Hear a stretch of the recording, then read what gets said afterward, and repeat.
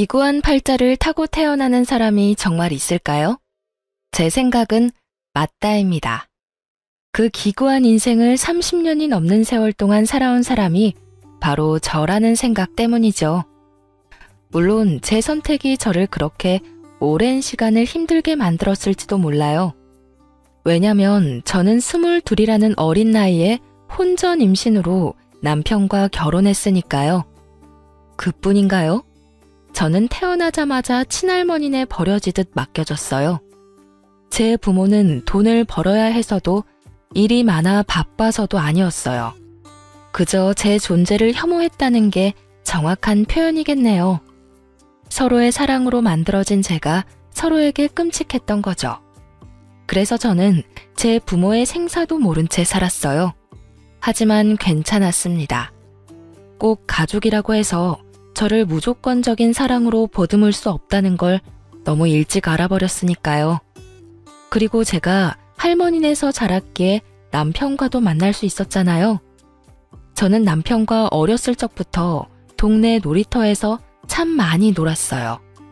7살쯤 됐을 땐가 혼자 놀이터 그네를 타고 있던 제게 남편이 먼저 다가와서는 자기도 오늘 혼자라며 같이 놀자고 손 내밀어 준 게 깊은 인연까지 이어졌어요.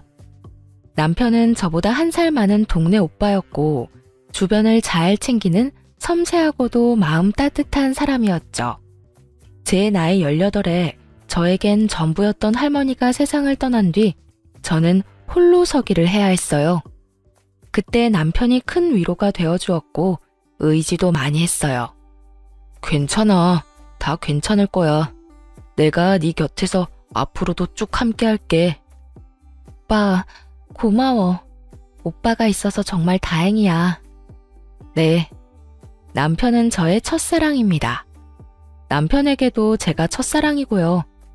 그래서 저는 어린 나이에 남편의 아이를 가지게 되었을 때조차 두려울 것이 없었어요. 남편은 임신 사실을 알자마자 잘 다니던 대학까지 자퇴하며 저를 책임지기 위해 노력해 주었거든요. 저의 시부모님은 제가 어렸을 때부터 알고 지낸 이웃분이시고 할머니와 단둘이 사는 걸 안타깝게 여겨 도움도 주었어요. 그렇게 따뜻한 분들이기에 저는 뭐든 괜찮을 거라고 믿었습니다. 하지만 현실은 그리 녹록하지 못했어요. 제 시부모님은 제가 남편의 아이를 가졌다는 사실을 알자마자 저를 손가락질에 대며 비수 같은 말을 쏟아냈고 시모는 격하게 반대하며 나섰어요. 임신이라니? 너희 임신이 무슨 장난인 줄 알아? 이제 막 성인이 된 너희가 어떻게 한 생명을 책임지겠다는 거니? 하물며 연진아, 네 부모도 널 못 키우겠다며 버렸어. 그런데 새파랗게 어린 너희가 도대체 무슨 수로 애를 낳아 키운다는 거야? 아줌마, 제발 허락해주세요. 저 이 아이 포기 못해요. 아빠 없이 키울 수 없어요. 저희 정말 열심히 살게요. 어떤 힘든 역경이 찾아와도 잘 이겨내면서 그렇게 살아볼게요. 네? 엄마, 나도 연진이와 같은 마음이야. 우리가 어려서 불안한 마음에 이렇게 반대하는 거 알아요. 하지만 나 아무리 그래도 연진이도 이 아이도 절대 포기 못해요.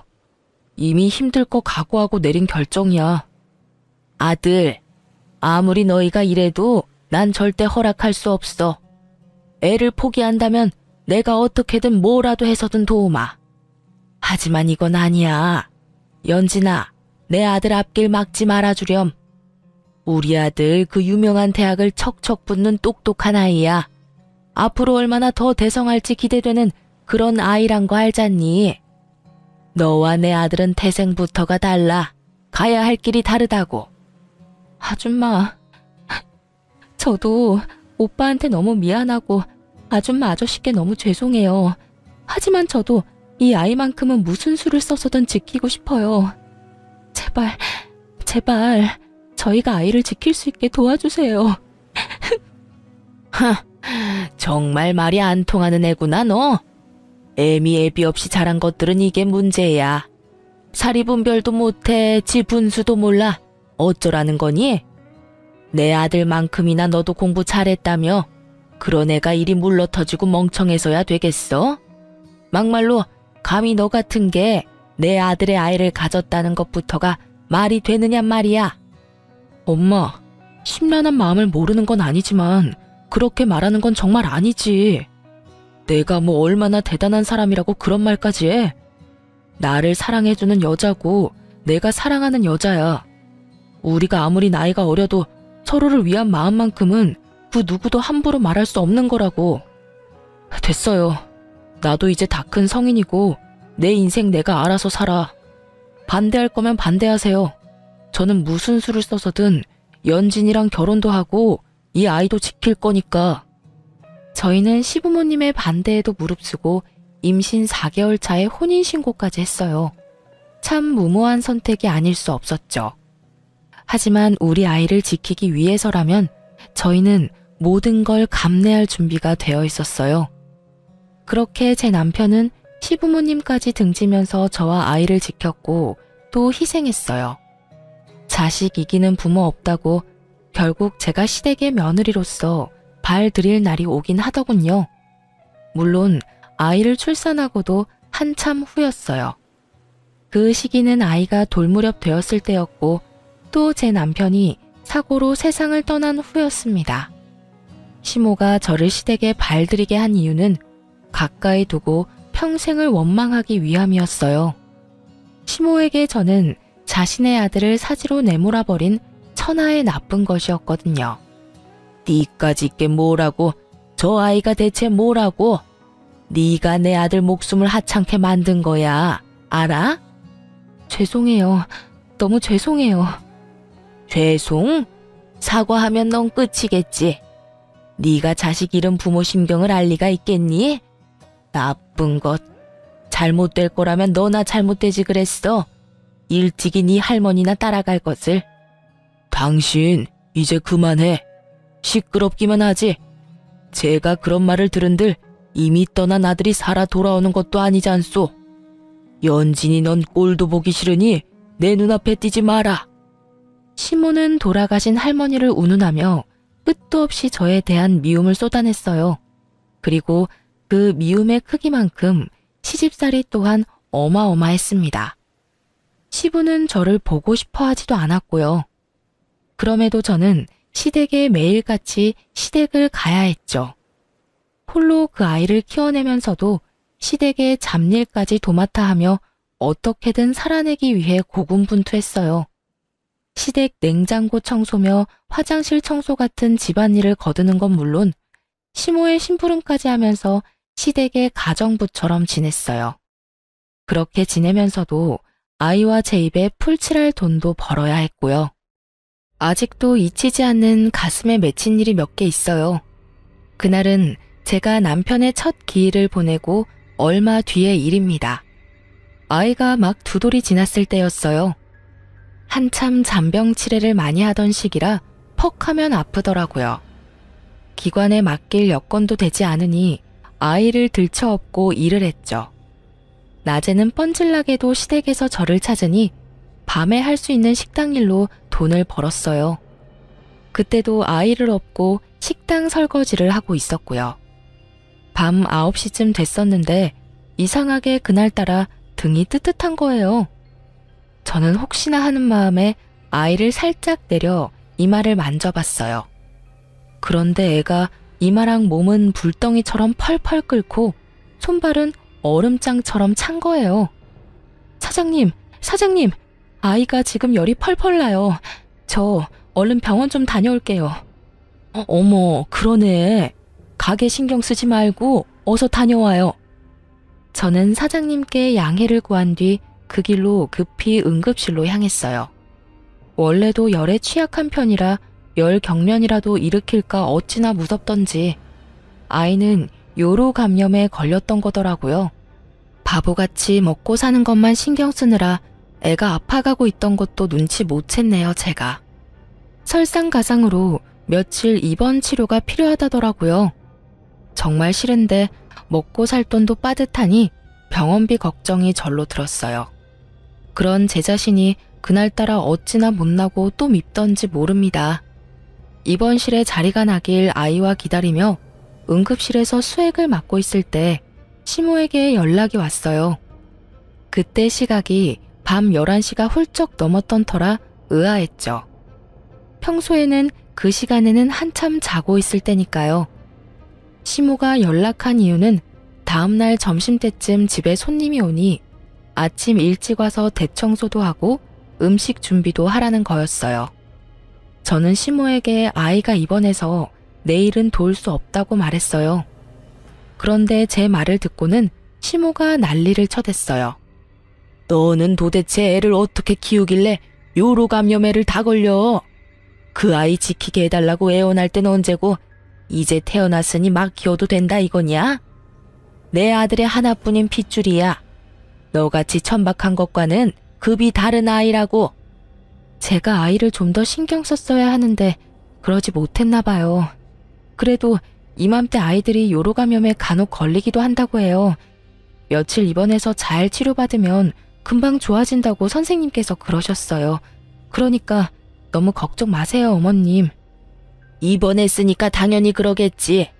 내 아들도 죽여놓고 내 손주까지 잘못되면 네가 목숨 부지하고 살 수나 있을 줄 알아? 네 몸 건사하지 말고 넌 하나 남은 우리 집안 핏줄만 챙겨. 알겠니? 네, 그럼요. 어떻게 지킬 나이인데요. 제가 좀 더 잘 살필게요. 저는 시모가 애가 아픈 것 때문에 야단을 친 게 처음이라 조금 당혹스러웠어요. 하지만 우리 아이에게 애정이 전혀 없지는 않았다는 생각에 기분이 나쁘지만은 않더라고요. 아니, 정확히는 그 순간 처음으로 안도감이 들었던 것 같아요. 그런데 시모는 이런 제 마음을 짓밟는 말을 이어갔고 참지 못한 저는 결혼 이후 처음으로 시모에게 화를 쏟아냈어요. 너는 하필이면 이럴 때 애를 아프게 만들어.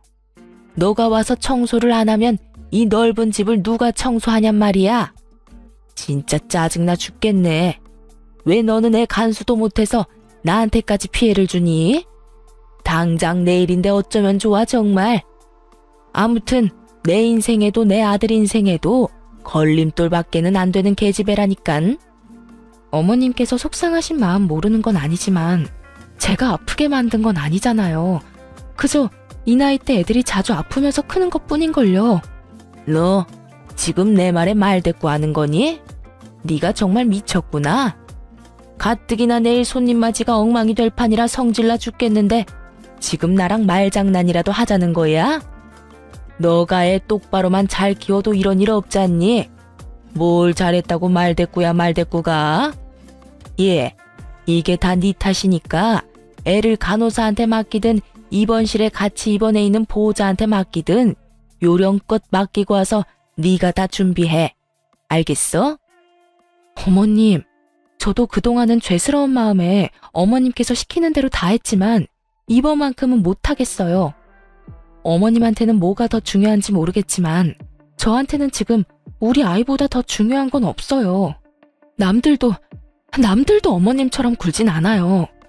아픈 애를 남한테 맡기라는 망발은 안 한다고요. 어머님 댁이고 어머님 손님이니까 어머님께서 직접 해결하세요. 뭐야?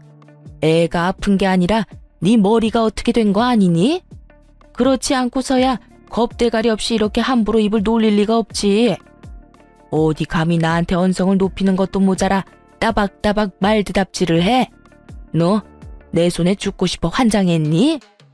밤낮 없이 손에 물 마를 날 없이 홀로 악착같이 버티며 살고 있는 제게 엄마 자격 운운하는 것도 모자라서 아픈 애는 안중에도 없으신 분을 위해 제가 왜 뭔가를 해야 해요? 저요, 남편 먼저 보내고 어머님께 제 딴엔 그동안 최선을 다했어요. 그런 제 노력은 안중에도 없는 분께 이런 말까지 들으면서 무엇을 해드리고 싶지 않아요. 그러니까 앞으로는 제게 어머님 할 일 떠밀지 마세요. 아셨어요? 그동안 쌓여있던 묵은 감정을 이렇게라도 털어내고 나니 체증이 쑥 내려가는 것만 같았어요. 하지만 제 이런 반항을 시모는 참을 수 없었나 봐요. 아이가 입원할 병원을 어떻게 알았는지 응급실에 들이닥쳐서 다짜고짜 제 뺨을 내리쳤어요. 그것도 수도 없이 말이에요. 병원 직원들이 뒤늦게 말리고서야 시모는 내리치는 걸 멈추고는 돌아갔어요. 참 다행인 것은 제 아이가 그 난리통에도 깊은 잠에 빠져 보지 못했다는 겁니다. 저는 그날 이후 시댁 식구 그 누구의 부름에도 절대 응하지 않았어요. 설령 제게 또다시 찾아와 갖은 모욕을 퍼부어도요. 그간 제가 노력했던 것으로 며느리 몫은 했다고 생각했고 앞으로는 이런 취급받지 않고 저와 아이만을 위해 살기로 마음먹었거든요.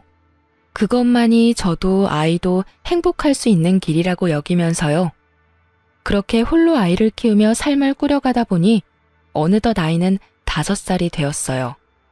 그리고 조금은 안정적인 패턴을 가질 수 있었어요. 아이가 클수록 아픈 것도 조금 덜하고 손 가는 일도 덜하니 차츰차츰 상황이 좋아지더라고요. 평일이면 여전히 캄캄한 저녁이 되어서야 어린이집에서 하원할 수 있었지만 주말만큼은 저도 아이도 온종일 함께 시간을 보낼 수 있었어요. 저는 그 삶이라도 더없이 행복했어요. 아이에게는 늘 미안한 마음이 컸지만 씩씩하게 잘 자라주는 아이의 모습이 위안이 되었거든요. 그리고 제게 설레이는 감정을 느끼게 해주는 사람도 생겼어요. 물론 아이 때문에 깊은 관계까지는 생각해보지 않았지만 그래도 이제는 남들 사는 것처럼은 사는 것 같았어요. 앞으로도 이렇게 잔잔하게 흐르길 바라기도 했고요. 그렇지만 언제나 시련은 불시에 찾아와 제 삶을 흔들곤 하죠. 시모는 어디서 어떻게 제 소식을 전해 들었는지 제 직장까지 찾아와서 저를 기다리고 있었어요. 그러고는 저를 발견하자마자 제게 성큼 다가와서는 삿대질을 해대며 언성을 높였어요. 어디 내 아들의 애까지 낳아 키우고 있는 몸으로 다른 남자 만날 생각을 해? 네가 연락 끊으면 내가 네 소식도 모를 줄 알아? 순수한 내 아들 꼬여내서 임신부터 한 천박한 것이 그새를 못 참고 아무 남자 품이나 찾아대는 꼴이라니. 당장 정리해, 당장! 제 아이 손 닿아본 적도 없는 분이 참견할 일은 아니지 않나요? 그것도 제 직장까지 와서 가타부타 하는 건 더더욱 무례한 태도고요. 그리고 전 단연코 천박한 행동한 적 없어요. 내 아이에게 떳떳한 부모로 살기 위해 기를 쓰고 노력 중이거든요. 내 인생 내가 알아서 해. 당신이 관여할 문제가 아니라고. 이 버르장 머리 없는 것이 내 아들 그렇게 만들어 놓고 내가 너만 행복하게 둘 것 같아? 두고 봐. 벼랑 끝까지 쫓아가서라도 널 가만두진 않을 테니까. 그거 알아요? 과거에 묶여 사는 당신이 내 눈에는 그저 가여울 뿐이야. 그래, 당신도 자식을 뒀던 부모니까 여전히 내가 밉겠지. 하지만 그렇다고 해도 변하는 건 없어요. 행복하지 못한 사람은 당신뿐일 거라는 걸 저는 알거든요. 누군가를 미워하면서 산다는 것만큼 지옥 같은 삶도 없잖아요? 다시는 제 인생에 참견질하지 마세요. 저 역시 참고 넘기는 것도 이번이 마지막이니까요. 하지만 제 말이 시모에게 불을 지폈어요. 제가 마음을 나누기 시작한 그 남자까지 찾아냈더라고요. 그러고는 그 남자에게 얼마나 제 험담을 했는지 몰라요. 그 남자는 저를 믿었기에 흔들리지 않았지만 그 사람의 말을 빌려 시모가 했던 말을 설명해보자면 저더러 걸레짝이 따로 없는 난잡한 여자라고 했다고 해요. 심지어는 아이의 아빠가 견디지 못하고 도망을 갔다는 허무맹랑한 말까지 지어내면서 저를 모욕했고요. 그렇게 꼬박 한 달을 저와 좋은 감정을 나누던 그 남자를 찾아가 저와 헤어지라며 복가됐더라고요. 저는 결국 그 남자에게 피해를 주고 싶지 않아 먼저 관계를 정리했어요. 그 남자는 괜찮다고 했지만 저는 괜찮을 수 없었으니까요. 그렇게 헤어지고 나니 시모는 나를 또 찾아왔어요. 그러면서 하는 말이 참 유치하기 짝이 없었죠. 이제야 자기가 두 발 뻗고 편히 잠들 수 있겠다는 거예요. 제가 느끼는 행복이 조금 더 멀어졌다는 게 그 이유였고요.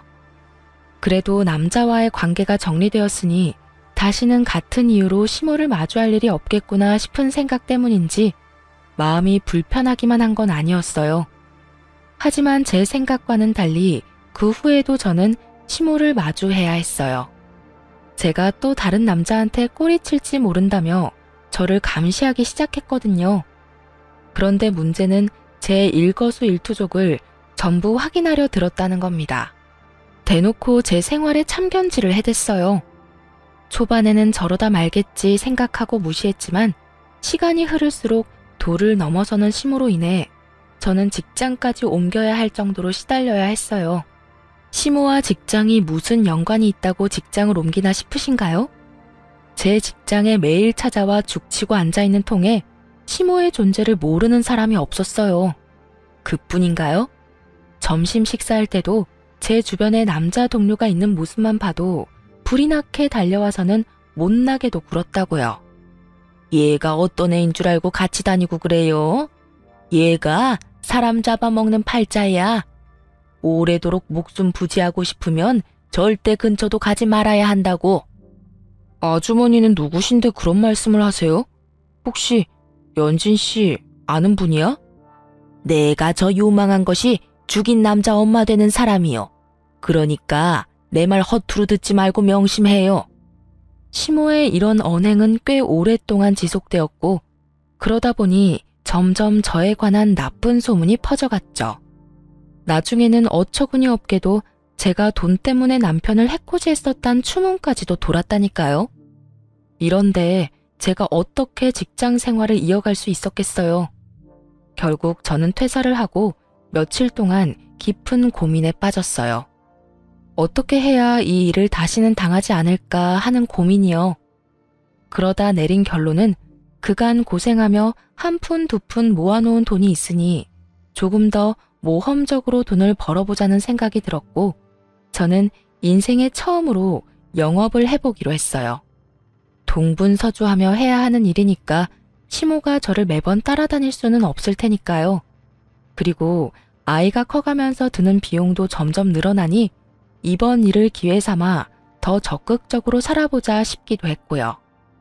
또 아이의 교육적인 부분도 앞으로는 더욱 신경 써야 할 부분이라고 여겼기 때문에 금전적으로나 시간적으로 뭐든 여유가 있길 바랬어요. 그래서 저는 교육 분야의 직종을 골라 제 성실함, 절실함만 믿고 도끼를 품고 일에 전념했습니다. 그 덕인지 저와 잘 맞았던 건지 저는 이전의 벌이와는 비교도 되지 않을 만큼 벌이가 좋아졌어요. 물론 시모도 이직 후 접점이 많이 사라졌고요.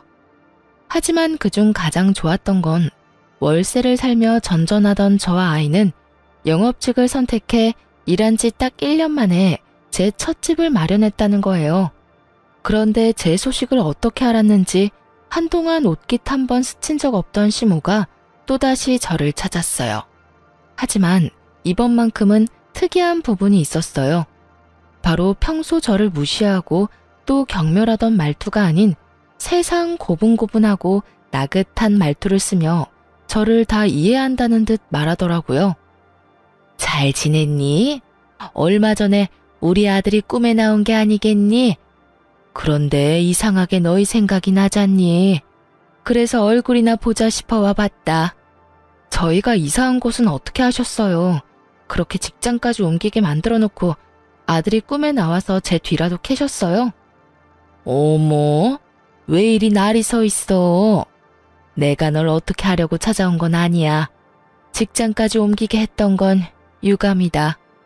그래도 당시에는 네가 마음고생을 좀 했어도 어쨌든 결과가 좋으니 그게 다 내 덕이잖니. 그게 어떻게 어머님 덕이에요. 제가 이 악물고 뛰며 버틴 덕이죠. 찾아오신 용건이 뭔가요? 이런 시시콜콜한 이야기나 하자고 찾아오신 거 아니잖아요. 이런 시시콜콜한 이야기 하려고 온 거야. 그런데 우리 손주를 못 봐서 어쩐다니? 이번 주에 애 보고 싶으니까 데리고 한번 집으로 와라. 내 손수 차려 우리 손주 챙겨 먹이고 싶으니 말이야. 내키지 않아도 와. 네가 싫다고 철룡까지 네가 어찌하려 들지 말고. 너도 와서 같이 식사나 하자꾸나. 저 어머님께 연락하거나 찾아뵙는 거 불편해요. 저희가 가볍게 같이 식사나 할 정도로 서로를 이해하며 살지는 않았으니까요.